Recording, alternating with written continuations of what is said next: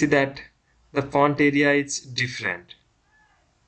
So what you need to do, select this all the things, then right click, sort, custom sort, and sort by geomorphol A to Z.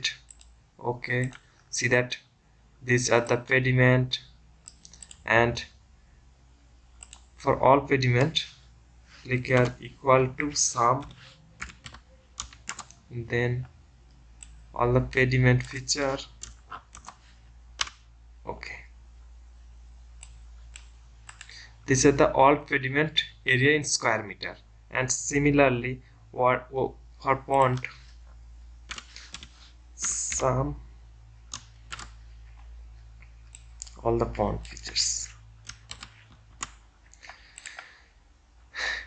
a river, and in this way you can do whatever you want to do. And this area is available. Now you can delete this plane,